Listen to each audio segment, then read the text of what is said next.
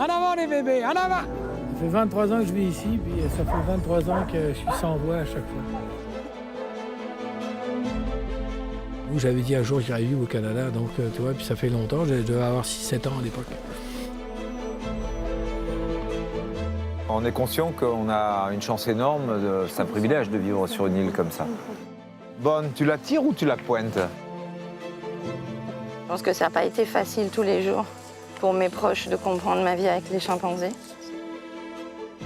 Le seul truc vraiment qui me manque, où c'est vraiment un grand plaisir, c'est le beurre salé.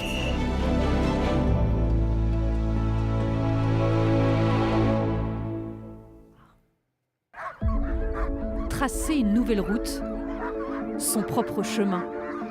En avant les bébés, en avant! Bon chien, bon chien! Loin, très loin de ses origines. À plus de 5000 km de Dieppe, dans les forêts du Québec, Stéphane Denis a depuis longtemps troqué le costume-cravate pour la parka et le bonnet. T'es dans un autre monde. Tu sors, t'oublies tes soucis. Tout quitter pour changer d'horizon. Après 1 heure de balade avec ses chiens, nous retrouvons Stéphane, perché sur la terrasse qu'il a lui-même construite avec son point de vue préféré. Regarde ça.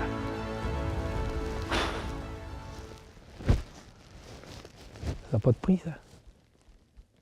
À 33 ans, il vend ses entreprises dans la pisciculture en France pour trouver ce calme.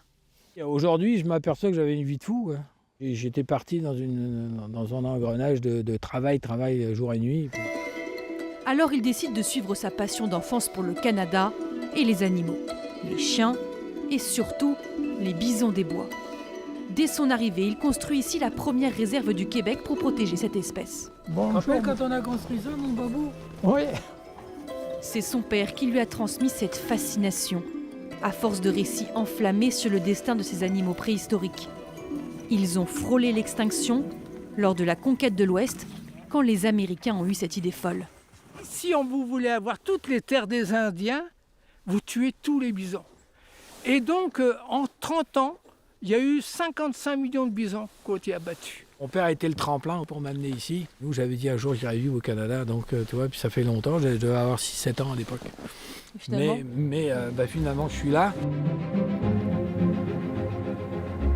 Au fil de ses coups de cœur, il a construit au milieu de la forêt des petits chalets. La petite maison dans la prairie. Puis tout un centre d'activité pour les touristes. C'est là où on fait la pêche à la main. Regarde comme c'est beau. Mais il lui a fallu 4 ans pour s'adapter, se faire aux températures glaciales, jusqu'à moins 48 degrés dans ce coin reculé du Québec. Au début, moi, je suis arrivé, je fabriquais mon parc à bisons, là, puis j'avais les doigts qui collaient sur le métal. J'étais en jean. Maintenant, il a des gants en peau de bête, ses propres ressources de nourriture. Alors, tu as une arc-en-ciel et tu as justement le saumon de fontaine. Et il ne se déplace plus sans sa pierre à feu. On va mettre notre résine là-dessus. Quand je suis arrivé ici, j'ai appris à faire des feux dans la neige, aller avec le vent. Tu côtoies les éléments comme un marin qui va prendre la mer. Là, et s'il prend la mer en pleine tempête, il risque de passer l'arme à gauche. Il est devenu presque plus québécois qu'un Québécois. D'ailleurs, quand il retrouve voisins et employés pour le repas, ouais, alors vous savez comment on fait, hein? Le menu est certes français, mais il sait prendre l'accent. Quand tu dis que c'est écœurant, là, ça veut dire que c'est très bon. Quand je suis arrivé ici, là, le patois québécois, c'est un petit village, donc c'était assez intense. C'est très facile de s'intégrer si tu acceptes, leur façon de vivre. Cette double culture, la passion pour les animaux, Stéphane les a transmises à sa fille qui a grandi ici depuis ses 10 ans. Elle a désormais la double nationalité. Qu'on soit venu ici, je pense que c'est un état d'esprit. Il a appris quelque chose, où peu importe tu seras dans le monde, si tu as cet état d'esprit, tu peux être bien partout. Y compris en France, mais c'est ici chez moi. Être bien partout, quel que soit l'endroit. Alors, changeons de fuseau horaire et surtout de climat. Tout plaqué pour s'installer sur une île déserte. Vous en avez rêvé, il l'a fait.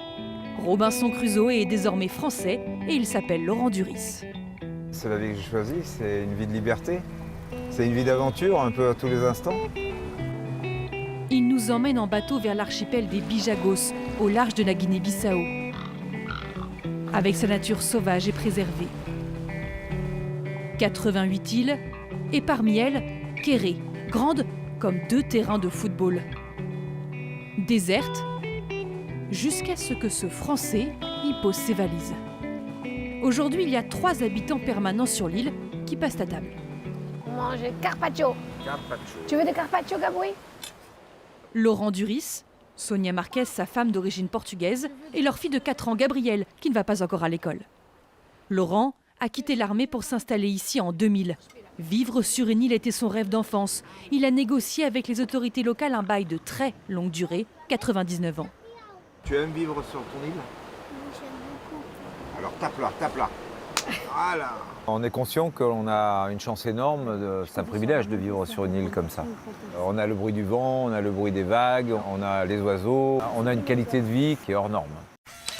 Tout commence pourtant à la dure. L'île est totalement vierge, ils dorment sous tente. Mais au fil des années, l'ancien militaire construit son territoire pour en faire un lodge qui accueille désormais des visiteurs du monde entier. Et petit à petit, on a eu besoin de s'étendre parce qu'on avait du succès. Et on a changé les tentes par des bungalows doucement. Et je suis fier. J'ai une forme de fierté. Sur la plage, un terrain de jeu typiquement français. On ne renie pas ses racines. Bonne, tu la tires ou tu la pointes? On va essayer de la pointer pour commencer. Malgré les aménagements, vivre sur une île reste un défi quotidien. La mission s'est bien passée. La mer n'était pas trop mauvaise. Il doit faire venir chaque jour des milliers de litres d'eau douce d'une île voisine en bateau pour remplir ses citernes. En dehors du poisson et des fruits, tout doit être importé et cela coûte cher. Son rêve n'est viable que grâce au tourisme. Pour faire tourner son entreprise, il a embauché 50 habitants des îles voisines, appris leur langue, leur culture. Le couple s'est même marié suivant les traditions Bijagos en 2016, avec en invité leur famille d'adoption. Laurent, il est automatiquement guinéen, parce que ça fait longtemps qu'il est là. Et il se comporte avec nous comme un fils de ce pays. Il ne manque presque rien pour qu'on lui donne la nationalité. L'île, c'est un point de départ pour explorer l'immense archipel des Bijagos, qui s'étend sur 10 000 km². Ce jour-là, Laurent Duris emmène 3 vacancières toulousaines en expédition, à la recherche d'un mammifère emblématique de la région. On va aller voir les hippopotames. C'est considéré comme, peut-être après le moustique, l'animal le plus dangereux en Afrique. Le groupe est accompagné d'un guide local, par sécurité. 2 heures de marche, parfois les pieds dans l'eau, toujours aux aguets. On les a entendus. Avancer prudemment à travers les fourrés pour ne pas effrayer l'animal. Regarde. Il est là, à moins de 15 mètres. Ce mammifère de 3 tonnes peut charger à tout instant s'il se sent en danger. C'est mon quotidien, mais enfin, on est quand même très proches. En plus, il y a un bébé dans le groupe, donc à mon avis, il ne faut pas traîner trop.